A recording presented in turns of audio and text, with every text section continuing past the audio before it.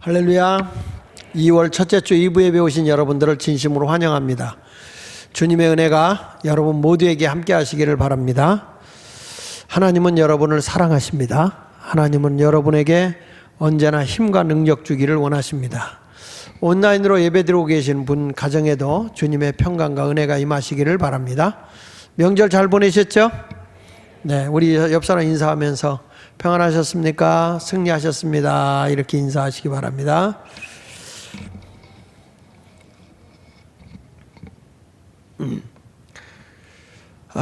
오늘은 소망이라는 제목, 지난주에 이어서 두 번째로 소망에 대한 말씀을 증거하도록 하겠습니다.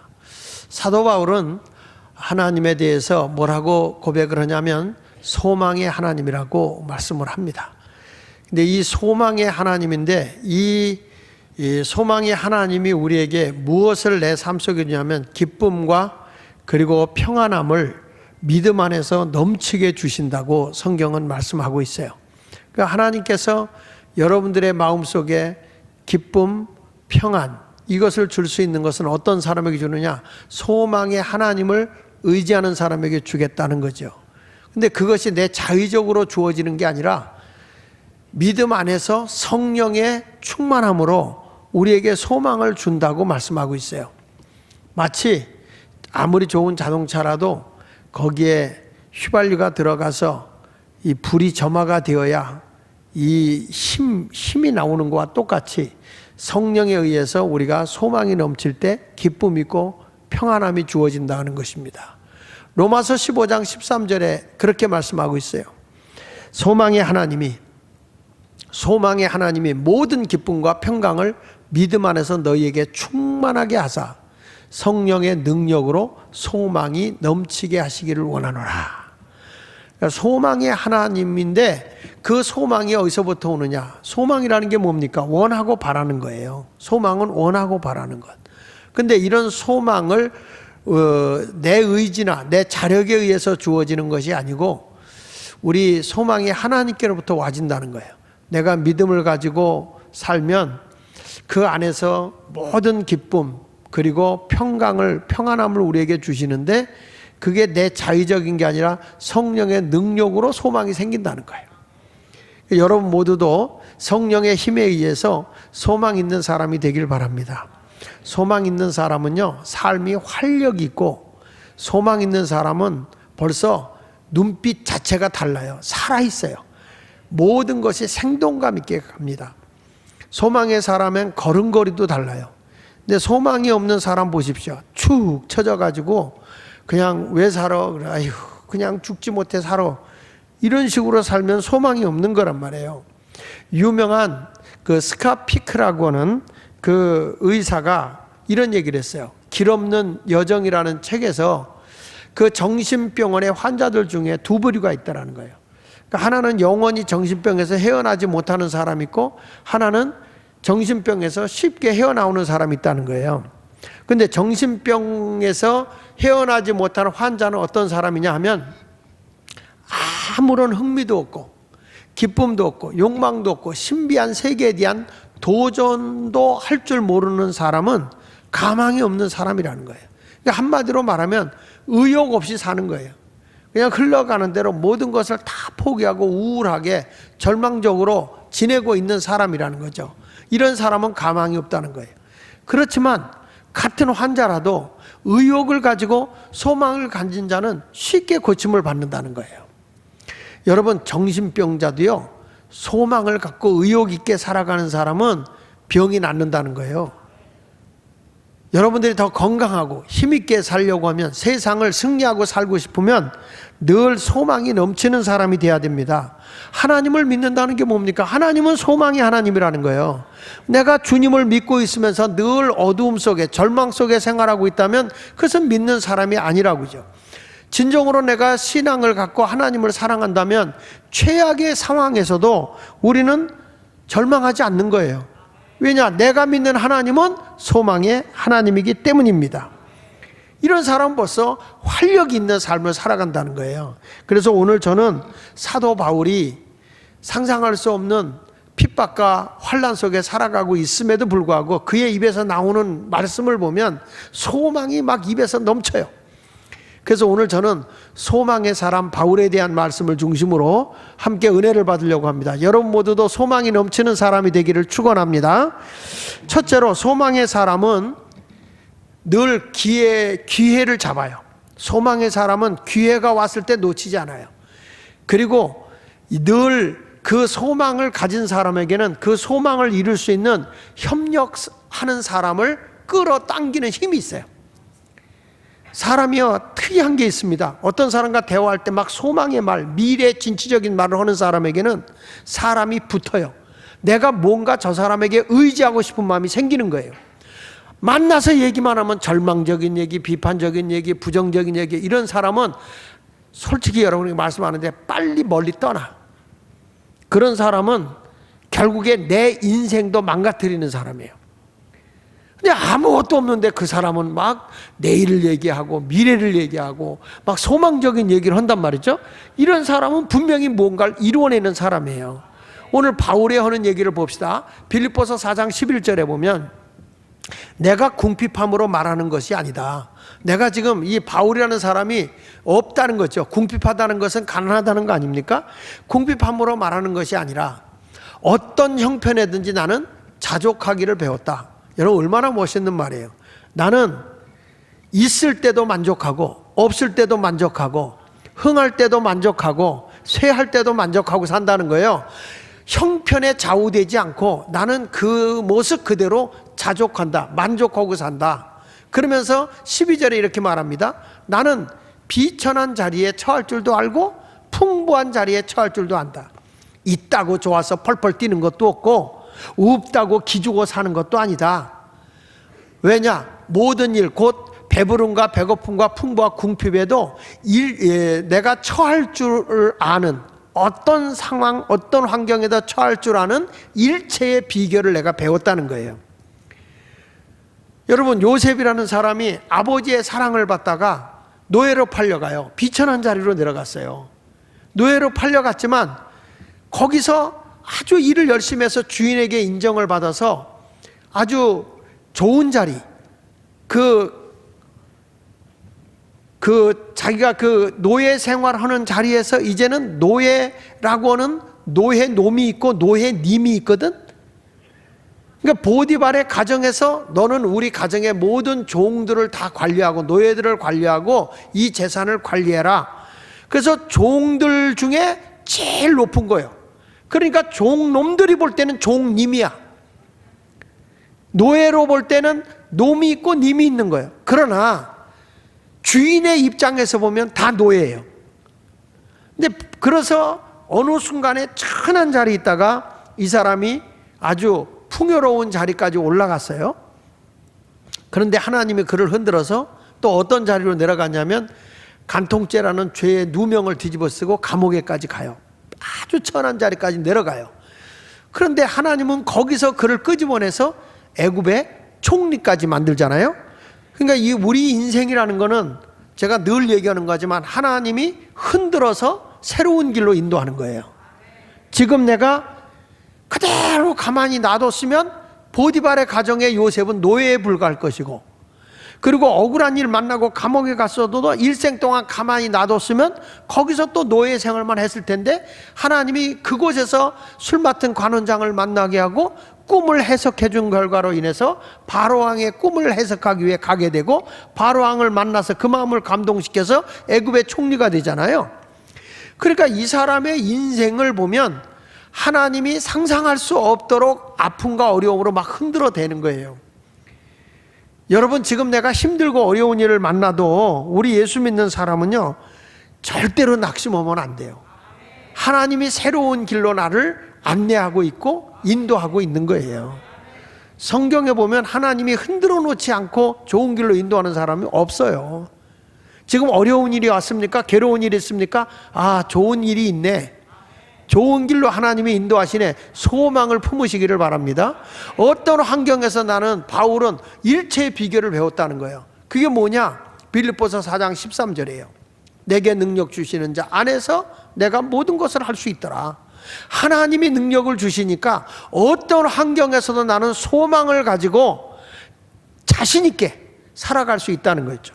그러니까 예수 믿는 사람은 낭망의 자리, 절망의 순간이 내게 왔다 할지라도 멈춰 있는 게 아니고, 아, 이게 나에게 새로운 기회가 온 것이구나, 새로운 기회가 내게 왔구나 하고 적극적인 삶을 살아가는 거예요. 어려우면 어려울수록, 힘들면 힘들수록 주저앉아서 두 다리 뻗고 울고 있는 게 아니라, 아, 새로운 길이 내게 오고 있네, 새로운 희망이 내게 다가오고 있네. 아멘 좀 씩씩하게 하세요. 모세가 세상을 떠났을 때 여호수아는 절망적이에요. 그때 하나님이 여호수아에게 나타나서, 야, 여호수아야, 강하고 담대하라. 내가 여호수아와 함께 했던 것처럼 너와 함께 해줄게. 너를 이스라엘의 제 두 번째 지도자로 세울 테니까 이스라엘 백성 이끌고 가. 아니, 자기는 뭐 아무 능력도 없잖아요. 근데 하나님이 그에게 새로운 도전의 기회를 주는데 요단강을 백성을 이끌고 건너가라는 것입니다. 지금 이때는 우기철이에요. 그래가지고 굉장한 물이 요단강으로 흘러가고 있기 때문에 장마철에 여러분 물 흘러갈 때 얼마나 무섭습니까? 그 요단강으로 그 시뻘건 물들이 막 흘러가는데 건너간다는 거는 죽음의 길로 들어가는 것과 같은 거예요. 급류에 휘말릴 수밖에 없는 거라고요. 근데 하나님이 그들에게 그런 절망적인 상황에서 도전의 기회를 주는 거예요. 가라. 근데 여호수아는 믿음을 가지고 하나님의 명령을 따라서 제사장들을 앞세우고 당신이 맨 앞에 서서 요단강으로 들어갑니다. 그 요단강에 발을 딱 담그는 순간에 그 어마어마한 물줄기가 딱 멈춰버리면서 그의 물이 발목에까지밖에 안 찼다. 백성들이 다 건너가게 된 겁니다. 여기서 뭘 얘기한지 아십니까? 하나님은 바로 이스라엘 모든 백성 앞에 모세와 함께 했던 하나님이 여호수아에게도 함께 하는 것을 일깨워 주는 거예요. 그래서 여호수아야, 너는 말이야 이스라엘의 큰 자다, 큰 지도자다, 이렇게 일러주는 거예요. 여러분 모두도 내가 어려움이 왔을 때 다른 사람이 보기에, 야, 멋있는 하나님의 역사함이 있다, 이거를 믿어야 됩니다. 그래서 여호수아 4장 14절을 한번 보겠습니다. 여호수아 4장 14절 같이 읽어보겠습니다.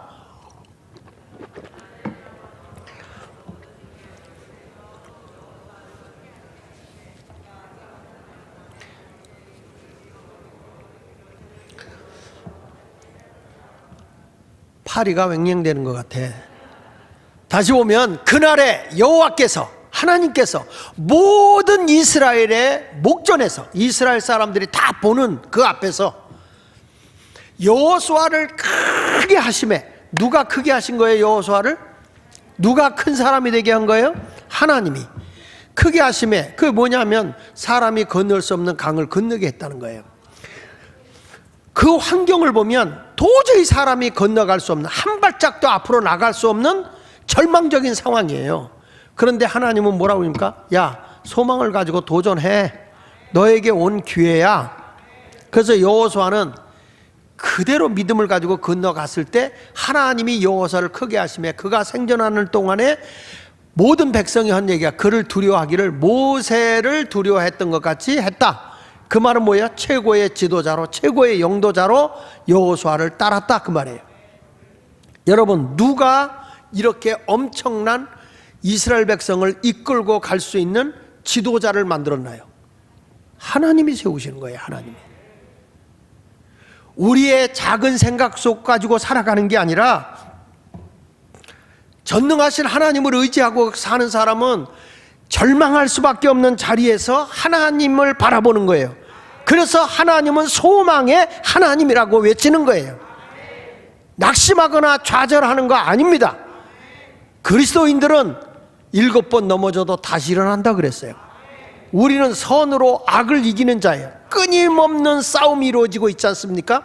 그래도 우리는 선으로 악을 이겨나가야 하는 성도인 줄로 믿습니다. 오늘도 많은 사람들은 소망의 사람을 찾고 있습니다. 그런 사람 앞에 자기를 기대고 싶어하고 소망의 사람을 돕고 싶어 하는 것입니다. 그냥 멍청하게 앉아있는 사람이 아니라 뭔가 소망을 가지고 미래를 향해 나가려고 하는 사람을 하나님은 붙잡아 쓰기 때문입니다. 사도 바울이 늘 자기는 복음을 전하기 위해서 예수를 만난 뒤에는 저 죽어가는 영혼들, 하나님을 알지 못하는 영혼들, 지옥 백성으로 죄 속에 살아가는 사람들을 구원해내야 되겠다. 그래서 유대교라고 하는 그 율법주의적인 종교를 벗어나서 생명의 종교, 기독교의 복음을, 예수 그리스도의 구원의 복음을 전하러 다니기 시작합니다. 바로 예수 그리스도가 우리의 구세주입니다. 히브리인들이, 이스라엘 사람들이, 당신들이 그를 십자가에 못 박혀 죽었지만 하나님은 그를 사흘 만에 살리셨고, 그를 통해서 우리의 죄가 사함받으며 그를 믿는 자마다 영생을 얻어서 죽어도 살게 될 것이며 천국에 가게 됩니다. 이 구원의 복음을 끊임없이 강렬하게 전하니까 유대교인들은 싫어하는 겁니다. 생명의 복음을 전하니까 싫은 겁니다. 바울은 상상할 수 없는 그런 핍박을 당하고 쇠사슬에 묶이고 감옥에 갇혀서 막 사람들에게 손가락질 받고 미쳤다는 소리를 듣습니다. 상상할 수 없는 고난이 그에게 온 것입니다. 그럴 때 바울은 내가 더 살고 싶은 편안한 길로 갈까? 아니면 내가 이 죽음의 길, 이 고난의 길로 걸어가야 될까? 두 사이에서 고민을 합니다. 내가 이렇게 예수를 전하다는 죽을 텐데, 그냥 옛날처럼 유대교에 있으면 내가 대접받고 환영받고 영웅이 될 텐데 왜 내가 이런 고난의 길을 걸어가야 되지? 두 사이에 껴서 망설입니다. 그런데 바울이라는 사람은 소망을 갖거든요. 그게 뭐냐? 빌립보서 1장 23절에 보니까 내가 그 둘 사이에 끼었으니 차라리 세상을 떠나서 그리스도와 함께 있는 것이 훨씬 더 좋은 일이라 그렇게 하고 싶다. 무슨 얘기입니까? 이 바울이라는 사람은 강력한 소망을 어디다 두고 있느냐? 하나님의 나라에다 두고 있는 거예요. 난 죽어도 예수님이 계신 그곳에 가고 싶다는 거예요. 그곳에서 하나님의 영광을 위해 살고 싶다는 거예요. 어디에다 소망을 둔 겁니까? 하나님 나라에다 소망을 둔 거예요. 내 개인적으로 볼 때는 지금이라도 죽어서 천국 가고 싶은 마음이 간절하다. 어디다 소망을 두고 삽니까? 천국에다 소망을 두고 사는 겁니다. 그런데 바울은 그러나 사는 것도 좋다. 둘 사이에서 지금 끼어서 죽을까 살까 두 사이에 껴서 사는 것도 좋다. 뭐냐? 나를 살려주면 나는 복음을 전할 수 있어. 영혼을 구원할 수 있는 영혼 구원의 소망을 두는 거예요. 빌립보서 1장 24절에 내가 육신으로 있는 것이 너희를 위하여 더 유익하리라. 나는 개인적으로 죽어서 천국 가는 것이 훨씬 나는 유익한데 내가 살아있는 것은 너희에게 복음을 전하고 영혼을 구원하여 천국 백성 만들 수 있는 전도의 사역을 할 수 있기 때문에 사는 것도 너희를 위해서 유익한 것이다. 바울은 이래도 소망 저래도 소망이야. 낙심하지 않는 것이죠. 할렐루야. 저는 분명하게 여러분에게 말씀합니다. 바울이라는 사람은 끊임없는 소망을 갖는데 영혼 구원입니다. 개인적인 소망은 천국이지만 내가 살아있는 동안에 영혼을 구원해서 하나님의 나라를 이 땅에 세워야 되겠다는 것이 바울의 욕망입니다. 그래서 아시아에서 복음을 전하기 위해서 하나님 나에게 복음을 전할 수 있는 길을 열어주십시오 하고 계속 기도하는데 하루는 하나님께서 성령께서 아시아로 복음 전하는 걸 막으시더니 환상 중에 마게도냐라고는 지금의 유럽 지역 그쪽에서 한 여인이 손짓을 하면서 이리로 오라 이리로 오라. 그래서 바울은 복음이 아시아가 아니라 마게도냐인 유럽으로 복음을 전하러 오라는 것이구나. 그렇게 깨닫게 되고 급히 배를 몰고 마게도냐로 건너가게 됩니다. 그 마게도냐로 가서 첫 성인 빌립보라고 하는 성에 들어가서 복음을 전합니다.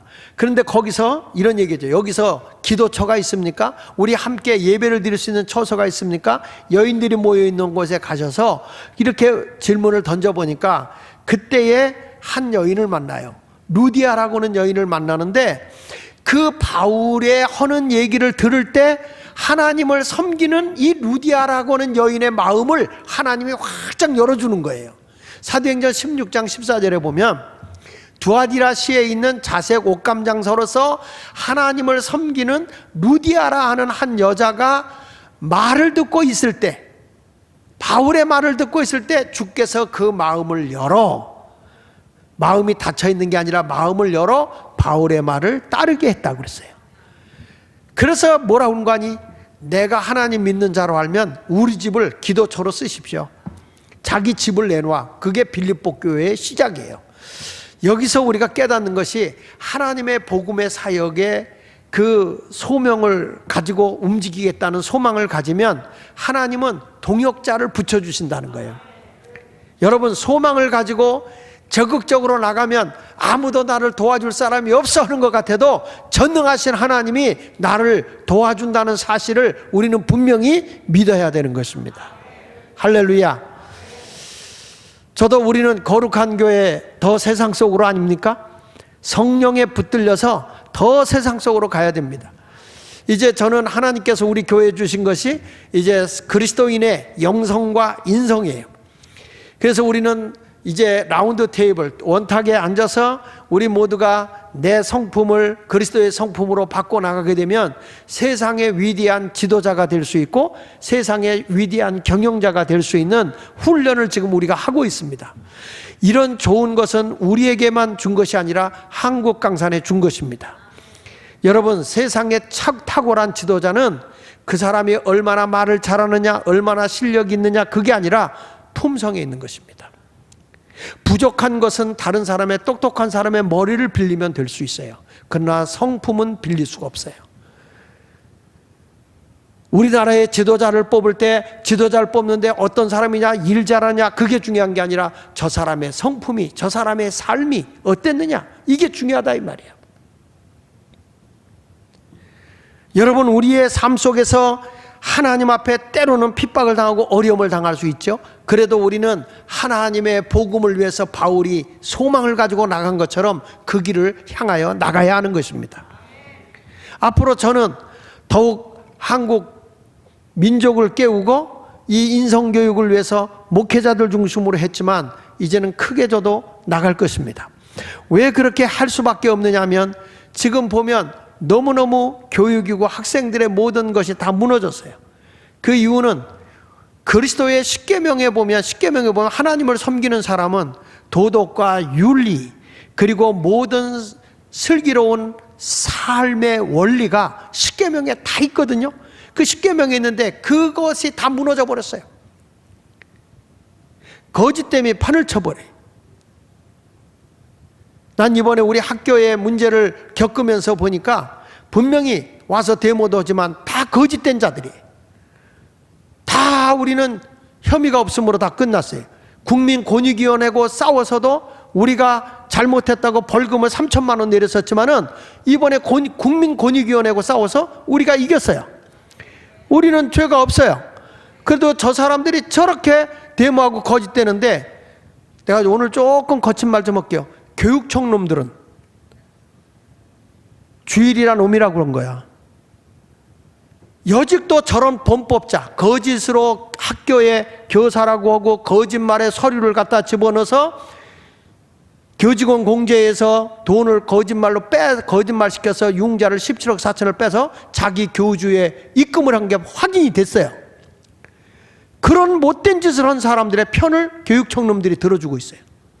도대체 이 감사한 놈들이 어떤 놈인가 하고 봤더니 이놈들이 세월호 운동하면서 막 이런 그 시민운동을 한다고 하면서 아주 극렬운동을 했던 이런 사람들이 조의원 밑에 들어가서 그 밑에서 교육 받고 있는 이 학교에 감사를 한다고 감사를 해가지고 학교를 엉망 만들어 놓는 거예요. 저희 학교는요, 저희 고등학교는 국가로부터 이론 한 편 지원받는 게 없어요. 선생도 월급 주는 것도 없어요. 일절 지원 안 받는데 우리 학교를 이렇게 무너뜨려 놓는다면 일반 사립학교 같은 데 지원해 주는데 이런 데다가는 말 한마디 뻥끗 못 하는 거예요. 우리는 감사관들 다 고발해 놨어요. 교육청하고 싸우고 있어요, 제가. 왜? 거짓된 자는 잘못된 거잖아요. 학교를 내년부터는 문 닫으래요. 내년부터는 학생들 뽑지 말래요. 자기들의 죄를 감추기 위해서 그 짓거리를 해요. 여러분, 저는 이러한 잘못된 것을 보고 있을 수가 없어요.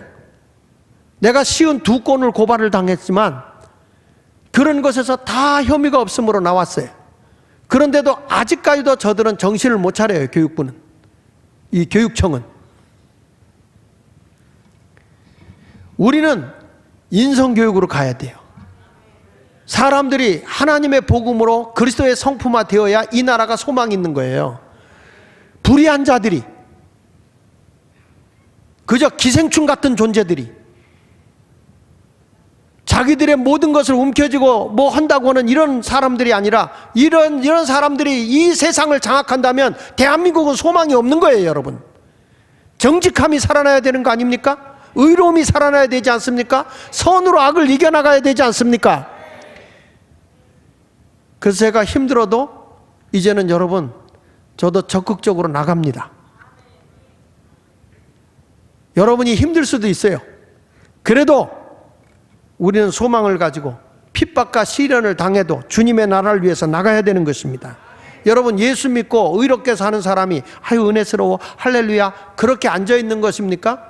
그러면 사도 바울이 뭐 때문에 고난을 당합니까? 하나님 나라의 복음을 전하신 예수님이 왜 십자가에 못 박혀 죽고 예수님에게 그 상상할 수 없는 사람들이 와서 낭떠러지에 밀어 죽이려고까지 했습니까? 자기들의 논리와 맞지 않는다는 거예요. 우리는 좌파다 우파다 그걸 얘기하는 게 아니에요. 하나님의 나라가 이 땅에 세워져야 되고 하나님의 복음의 진리가 이 세상에 빛이 돼야 되고 등불이 돼야 된다, 그 말이에요. 그것 때문에 빌립보서 1장 29절에 사도 바울이 말하는 겁니다.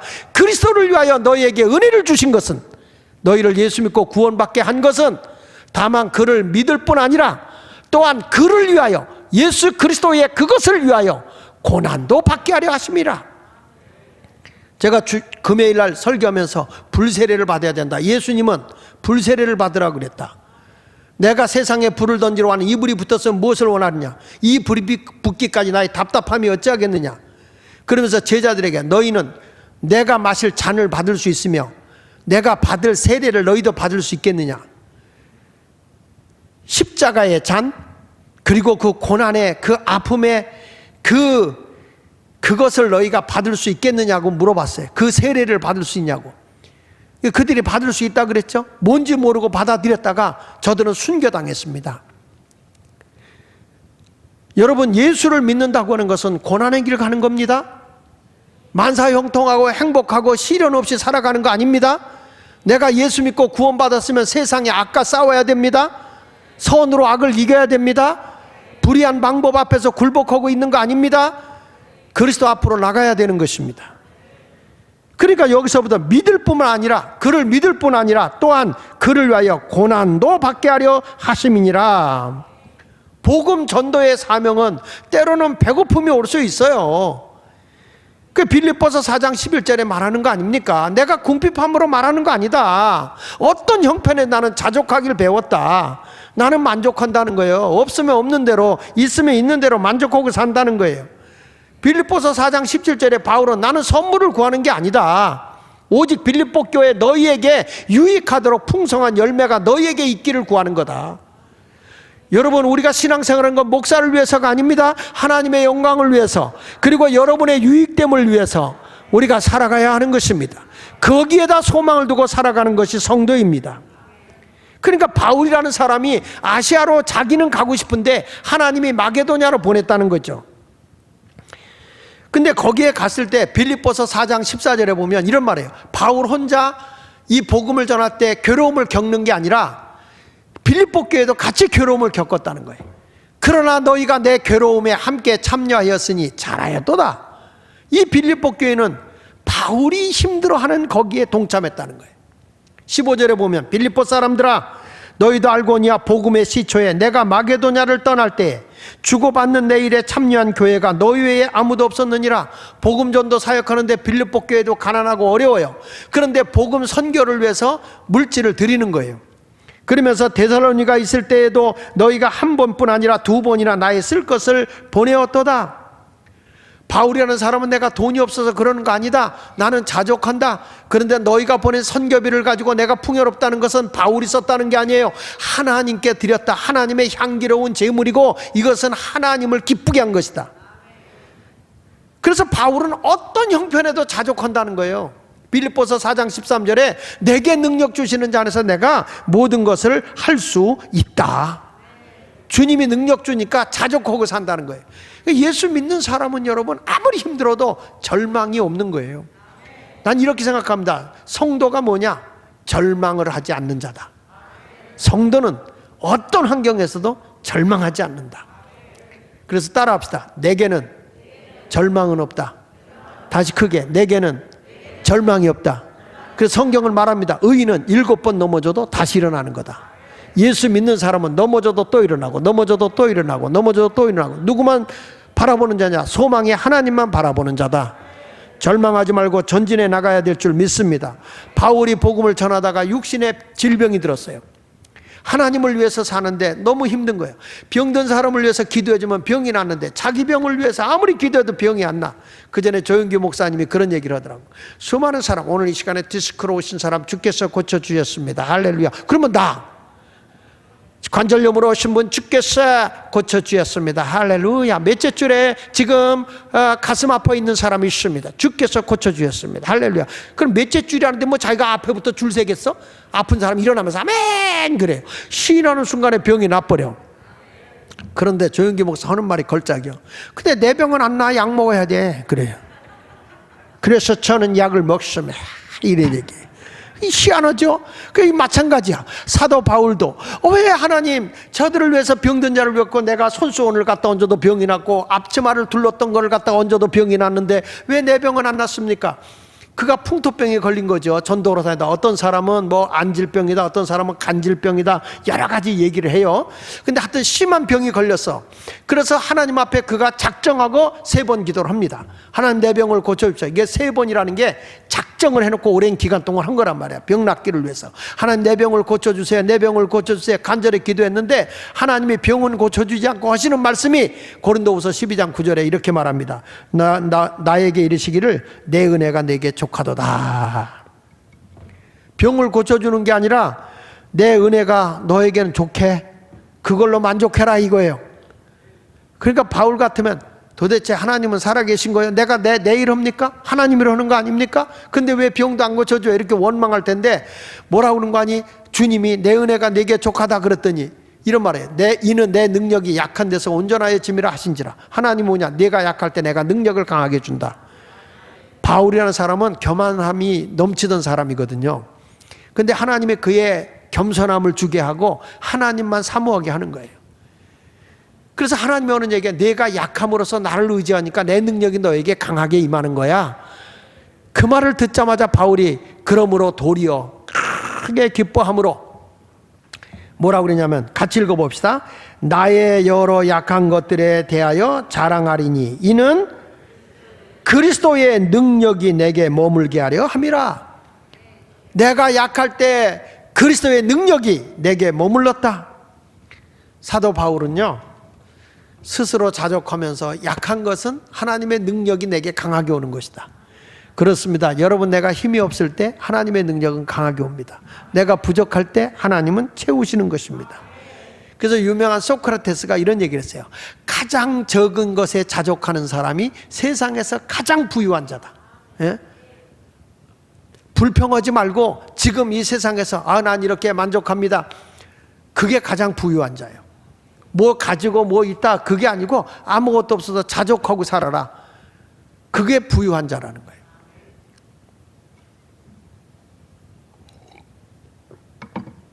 제가 이번에 이제 성도들의 신앙 상태를 좀 보고 지금 코로나니까 어떻게 지금 생활하고 있는가 하느라고 다 성도들의 신앙 생활을 다 점검을 했어요.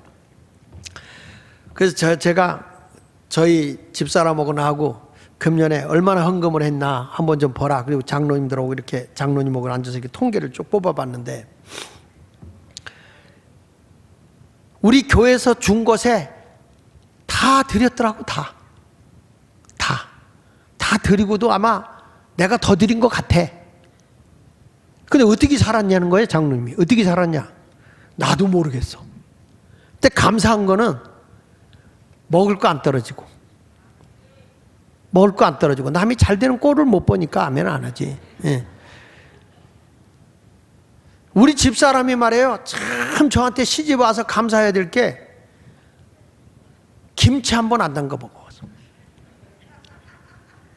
다 성도들의 사랑으로, 다 까마귀는 없어도 성도님들의 사랑으로 다 먹고 사는데, 제가 집회를 다니고 하면서 어려운 교회 있을 때 이렇게 도왔던 교회들이 시골에서 이 어려운데 농사 짓잖아요. 그러면 보내와요. 이렇게 쌀도 보내오고, 시골에서 뭐 어느 때는 토마토 농사 짓고는 토마토도 고마우고 고구마도 보내오고 이래요. 그래서 한 번은 제가 시골에 이제 교회가 많이 커졌어요. 그게 전화했는데, 그 요즘에 뭐 별일 없어? 그랬더니, 목사님 우리 교회 밭 하나 사가지고 뭐 농사 졌는데, 뭐 요것도 잘 되고 저거 해서 고구마하고 감 좀 보낼게요. 그래 엄청 보내더라고. 그래서 나는 성경대로 살아. 구하라 그러면 주실 것이요. 그래서 좀 줘. 그러면 주대. 뭐 나는 어떻게 살았는지 모르겠어. 그런데 하나님은 주시는 거예요. 여러분, 우리가 없다 그러지 말고 자족하면서 사세요. 필요할 때마다 하나님이 아시고 주는 거잖아요. 예수님이 뭐라고 그래요? 마태복음 8장 20절에 예수께서 이르시되 여우도 굴이 있고 공중에서도 거처가 있으되 인자는 머리 둘 것 없다. 예수님은 이 세상에 거할 것이 없을 정도로 유리하셨어요. 그렇다고 예수님 부족함이 있었나요? 그거 아니에요. 우리는 소망을 주님께 두고 어떤 형편에도 자족하며 살아가는 자가 되시기를 바랍니다. 소망의 사람이 되면요, 모든 것은 다 하나님이 다 이끌어다 주는 거예요. 사람도 기회도 필요한 것도 다 공급해 주시는 하나님이신 것을 믿고 사시기를 바랍니다.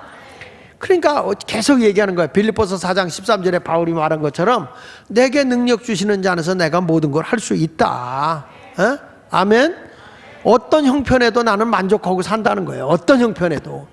없으면 없는 대로 만족하고, 있으면 있는 대로 만족하고, 아프면 아픈 대로 만족하고, 건강하면 건강한 대로 만족하고. 할렐루야. 여러분, 지금 내가 웃음을 잃어버렸다면 실망하고 있는 거야. 어느 날 제가 제 아내하고, 여보, 우리들이 말이야 옛날보다 많이 웃음이 없어진 것 같아. 웃음이 없어진 것 같아. 우리 웃고 살자. 왜 내가 그런 얘기를 하냐면, 제가 부흥회를 가보니까, 오래간만에 부흥회를 가보니까 참 내가 부흥회를 재밌게 하는 사람이거든.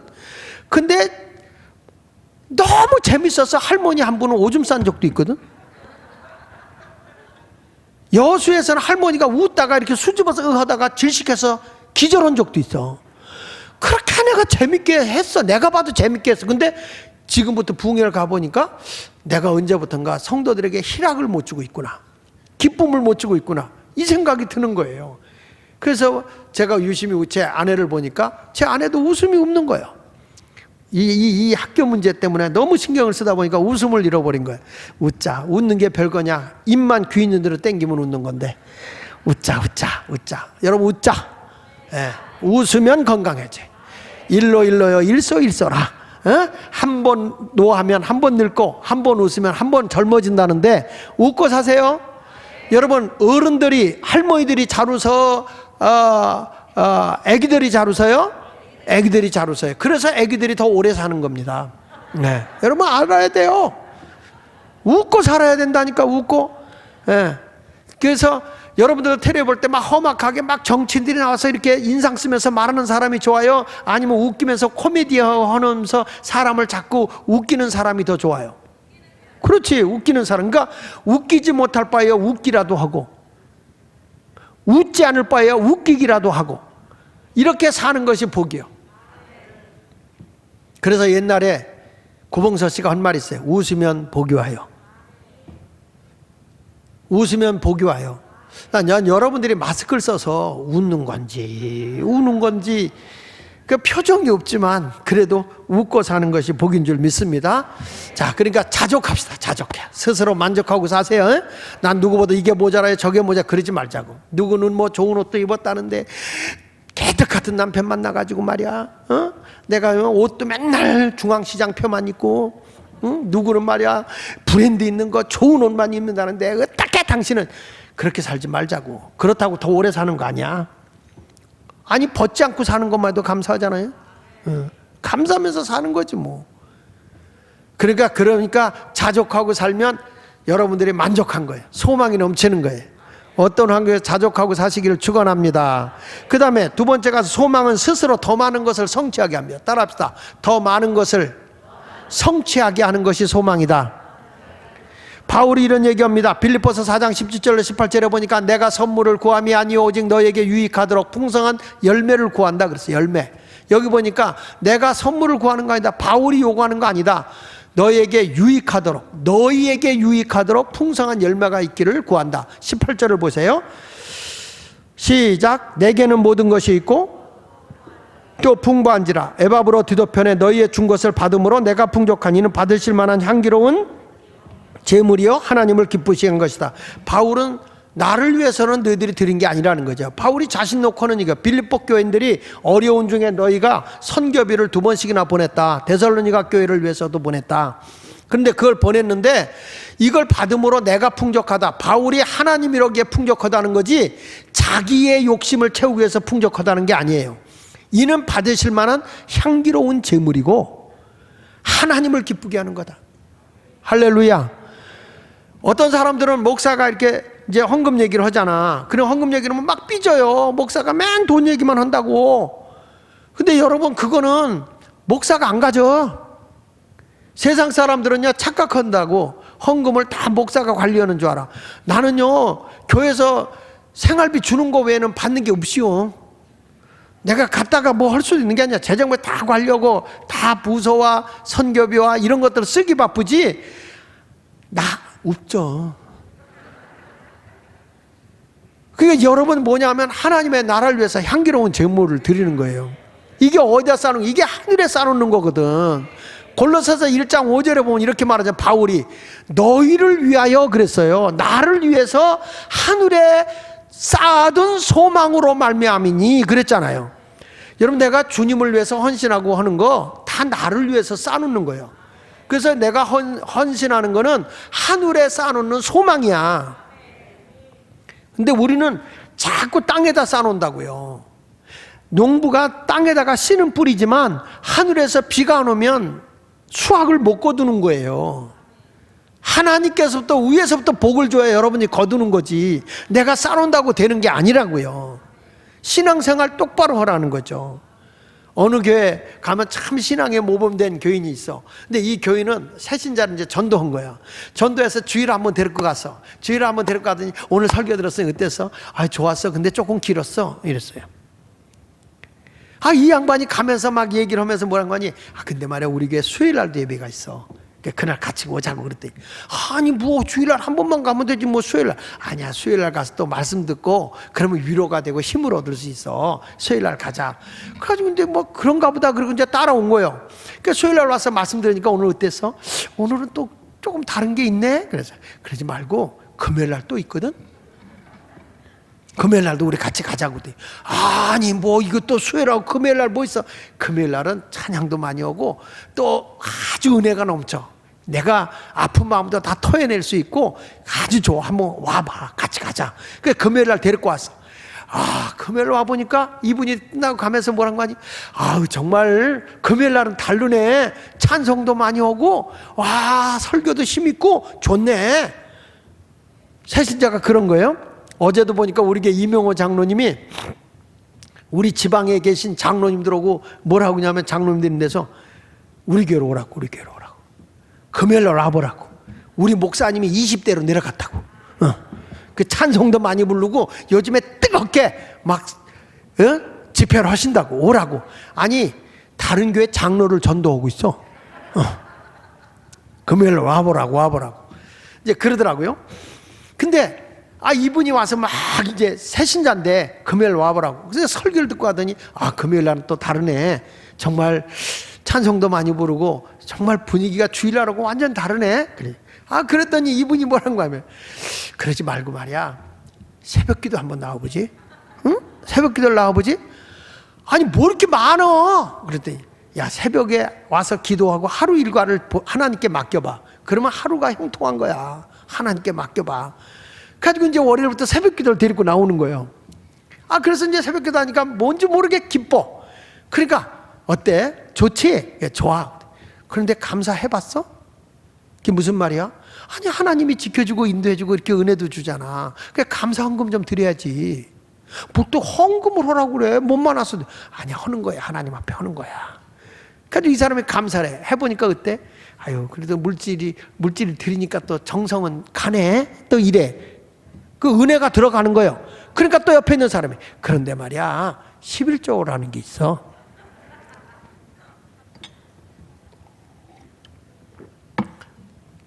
소득의 10분의 1을 드리는 건데 그걸 드리면 하나님의 하늘문을 열고 복을 쌓을 것이 없도록 해준다고 시험해보라 그랬어. 그러니까 하나님의 복을 어떻게 하는지 11조 한번 해봐. 그래가지고서 이분이 11조를 하는 거야. 이렇게 신앙을 아주 열심히 있는 사람이 키워낸 거예요. 그래서 교회들 어떻게 보면요, 열심히 있는 사람이 신앙이 본이 되게 생활하는 사람은 역시 교인이 와도 그렇게 열심히 있게 키워내요. 그런데 뺀질이가 전도를 해갖고 왔어요.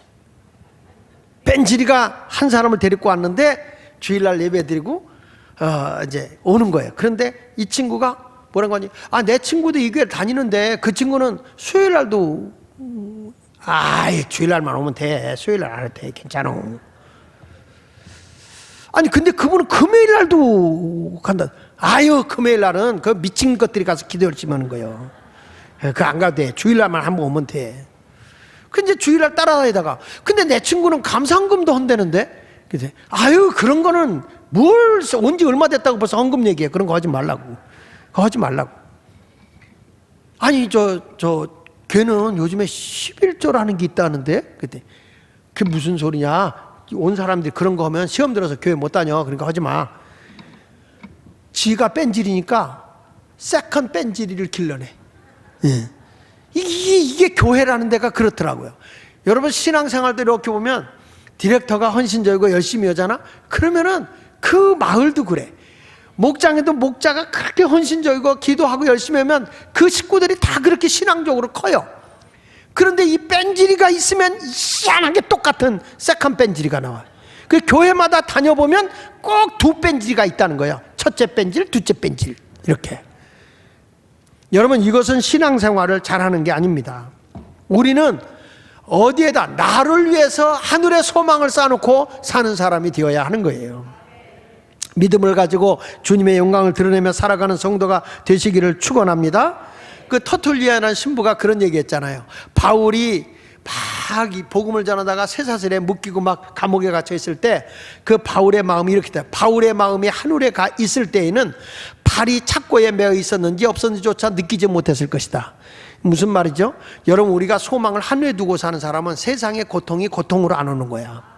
우리는 어디에다 소망을 둬야 됩니까? 하늘에다 소망을 두고 살아가야 되는 거죠. 유명한 고아의 아버지 조지 뮬러 목사님이 어느 날 성경을 읽는 거예요. 성경을 읽다가 자기에게 강력한 말씀이 왔는데 그게 빌립보서 4장 19절이야. 나의 하나님이 그리스도 예수 안에서 영광 가운데 다 같이 그 풍성한 대로 너희 모든 쓸 것을 채우시리라. 그리스도 예수 안에서 영광 가운데에 그 풍성한 대로 너희 모든 쓸 것을 채우시리라. 이 말씀이 이 조지 뮬러 목사님의 마음을 확 사로잡은 거야. 하나님의 말씀이. 그러면서 자기도 모르게 감격이 터지면서 하나님은 은행장이시로구나. 하나님의 은행에는 모든 것이 다 있구나. 왜? 그 풍성한 대로 너희 모든 쓸 것을 채우시리라 그랬어. 너희 모든 쓸 것을 채우시리라. 너희 모든 쓸 것을 채우시리라. 이 말씀이 이 조지 뮬러 목사님한테 오니까 하나님은 은행장이구나. 하나님 은행에 모든 것이 다 있구나. 이분이 뭐 했어요? 고아의 아버지잖아. 고아원을 운영했잖아요. 고아원을 운영했는데 이분이 그때부터 뭐라 했냐면은 하나님의 영광을 위해서 우리 아이들에게 필요한 것이 있다면 다 주시는 분이 하나님이다. 우리 고아원에 아이들이 이렇게 많이 있지만 이 많은 아이들에게 우리 하나님이 아이들에게 필요한 것을 다 주시는 분이 하나님이구나. 이걸 믿은 거예요. 그래서 그 뒤부터 그 사람은 우리 고아원을 위해서 사람을 찾아다니면서 이것 좀 도와주세요, 저것 좀 도와주세요, 전혀 말 한마디도 안 하고 오직 골방에 들어가서 이 빌립보서 4장 19절 오늘 읽은 이 말씀을 붙잡아 가면서 하나님 앞에 읽어가면서 한 거예요. 나의 하나님이 그리스도 예수 안에서 영광 가운데 그 풍성한 대로, 그분의 풍성한 대로 너희 모든 쓸 것을 채우시리라. 그분의 풍성한 대로, 그분의 풍성한 대로 너희 모든 쓸 것을 채우시리라. 이 말씀을 손으로 쭉 읽어가면서 하나님 여기 약속한 대로 아이들에게 쓸 물건을 주시옵소서. 아이들의 쓸 물건을 주시옵소서. 아이들에게 먹을 빵을 주시고 우유를 주시옵소서. 필요한 돈을 주시옵소서. 이렇게 기도하면 여지없이 하나님이 이루어 주시더라는 거예요. 그래서 그 뮬러 목사님의 그 책에 보면 자기는 사람한테 한 번도 손을 내민 적이 없대. 근데 하나님의 응답이 몇 번이나 왔냐? 32,000번이나 왔다는 거예요. 아이들이 다리가 부러지고 막 아프면 하나님 외과 의사, 하나님 외과 수술해야 될 것 같으면 외과 의사 보내주세요. 정형외과 의사 보내주세요. 속이 아프면 내과 의사 보내주세요. 하나님 앞에 그냥 하나님 모든 쓸 것을 채우시라 하지 않았습니까? 너희 모든 쓸 것을 채우시라 하지 않았습니까? 너희 모든 쓸 것을 채우시라 하지 않았습니까? 우리 아이에게 의사가 필요합니다. 외과 의사, 수술할 의사가 필요합니다. 내과 의사 필요합니다. 뼈를 고칠 정형외과 의사가 필요합니다. 이렇게 하나님 앞에 간절히 기도하면 여지없이 하나님 응답해 준다는 거야. 그래서 나중에는 성경책에서 이 뮬러 목사님이 거기 빌립보서 4장 19절만 다 빵꾸가 났대. 하나님 너희 모든 쓸 것을 채우시리라. 그리스도 예수 영광 가운데 너희 모든 쓸 것을 채우시리라. 너희 모든 쓸 것을 채우시리라. 여러분, 이것이 우리 마음속에 소망으로 오시기를 축원합니다. 소망의 하나님께 필요를 따라 기도하십시오. 낙심하지 말고 기도하면 주님이 이루어 주실 줄 믿습니다. 자, 여러분, 소망의 사람이 꼭 행해야 될 4가지를 여러분에게 제시합니다. 자, 첫째, 같이 읽어보겠습니다. 시작. 긍정을 선택하고 부정적인 생각을 지워라. 소망의 사람이 되면 이제는 긍정적인 것만 선택해라. 부정적인 것은 다 내 생각에서 지워라. 나쁜 생각, 안 좋은 생각 다 지워버려라. 아멘. 이게 소망의 사람이야. 다시요. 소망의 사람 어떤 사람? 긍정을 선택하고 부정적인 생각을 뭐해라? 지워라. 누구에 대해서 나쁜 생각하고 있는 거 다 지워버려. 좋은 생각만 하세요. 좋은 생각. 내가 앞날에 대해서 나쁜 생각은 지워버려. 무슨 생각만? 좋은 생각, 긍정의 생각만 하세요. 두 번째, 시작. 잘 될 가능성 있는 쪽에 집중해라. 다시 어디다 집중해라? 잘 될 가능성 있는 데다가만 집중하세요. 아, 이것도 안 될 텐데 거기다 신경 쓰지 말란 말이야. 잘 될 일에다만 신경 써라. 잘 될 가능성에 집중해라. 잘 될 가능성에 집중해라. 이게 소망의 사람이에요. 세 번째, 시작. 소망을 가진 사람들을 찾아 함께 시간을 보내라. 소망적인 얘기를 하는 사람하고만 시간 보내라. 앉으면 누구 비판하고 누가 안 됐대, 누가 또 이렇게 부정적인 얘기하는 사람은 아예 버려. 아주 그 인간은 가까이 하지 마. 소망을 가진 사람들을 찾아다니세요. 저 사람하고 얘기하면 뭔가 내일이 보여. 저 사람하고 얘기하면 뭔가 힘이 생겨. 그런 사람과 시간을 보내시기 바랍니다. 여러분, 어떤 사람하고 지금 지내고 있어요? 안 된다, 못 된다, 이런 사람하고 지낸 사람은 내일이 없어요. 날마다 그냥 앉아갖고 뭐 부어라 마셔라 술 퍼먹고 에라 오늘 하루 즐기고 내일이 왜 뭔데 필요해. 이런 인간들은 멀리 오세요. 자, 옆 사람하고 이렇게 하세요. 나를 가까이 해보세요. 자, 시작. 자신이 없지 지금. 소망을 가진 사람을 찾아 함께 하라고 그랬잖아요. 그렇죠? 그럼 여러분이 무슨 사람이 되어야 돼? 소망의 사람이 되어야 될 거 아니에요. 소망의 사람. 나를 가까이 해보세요. 이런 말을 할 때는 나는 소망의 사람이에요. 이런 말이에요. 네 번째, 시작. 감동을 주는 이야기를 많이 듣고 그 소망의 사람들과 나누어라. 예, 감동을 주는 사람들은 다 소망을 이룬 사람들이에요. 할렐루야, 할렐루야. 우리 손녀딸이 어떻게 지가 책을 읽다가 자기가 어떻게 거기서 달러를 발견했어요. 얘가 2불짜리 달러가 나왔어요. 이 달러를 딱 보더니 얘가 하는 얘기 좀 보세요. 내가 할아버지 목사님 갖다 드려야 되겠다. 그러면서 얘가 나한테 갖다 줄 거면 나한테 줘. 그때 아니 말고 누구 그때 안혜곤 목사를 얘기하는 거예요. 선교하는데 우물 파는데 쓰는데 거기다 갖다 줄 거래. 그러면서 나 어저께 시험 들었어. 그러면서 그걸 갖고 오늘 아침에 갖다 줬다는 거예요. 갖다 왔어. 딱 갖다. 야, 그래서 아이들도 말이야 선교하는 데다가 써야 되겠다. 이게 있더라니까 달러를 보는 순간에. 제가 금요일 날 안혜곤 목사 사무실에 들어갔어요. 사무실에 들어가 보니까 세상에 저 친구가 뭘 먹고 사는지. 그래서 당신 도대체 뭘 먹고 사는 거야? 그랬더니 뭐 걱정하지 않아. 근데 보니까 얼마나 하는 일이 많은지 선견에 우물 파고 교회 줘주고 뭐 하는 일이 너무너무 많은 거야. 그럼 뭐 만나는 사람도 많고 어떻게 이거 담당해? 그랬더니 저는 그래도 지금까지 생활 어떡하냐. 난 선교비 1원 한 번 축낸 적 없어. 다 선교로 보내고 다 우물 파고 교회 짓고 다 이런 일을 하면서 하는데도 하나님이 먹여준다. 없으면 굶으면 되는 거고. 그랬더니 그 딸이 미국에 들어와서 얼마나 일을 잘하는지 월급이 엄청 올라간다는 거야. 그 걔가 직장에서 너무 일을 잘하니까 막 자꾸 월급을 주대. 어저께 설날도 전화 통화하는데 그 전화 통화를 해보니까 너 월급 많이 받냐? 그랬더니 계속 올려줘요. 그래. 남이 잘 되는 꼴을 못 보니까 일을 열심히 해서 뭔가 자기가 인정을 받는 그런 모습이 돼야 된다는 거예요. 여러분 소망을 가지세요. 소망을 가지세요. 그러니까 나도 어느 때 보면 어떻게 해? 그랬더니 부정적으로 생각하는 사람은 못할 거예요. 그런데 항상 제가 안혜곤 목사를 보면 긍정적이야. 모든 일을 다 할 수 있다는 거예요. 이런 모든 하나님의 역사를 경험하면서 소망의 사람이 되시길 축원합니다. 여러분 일어날 수 있습니다. 승리할 수 있습니다. 복되게 될 수 있습니다. 그런 성도가 되기 원하면 아멘. 기도하십시다.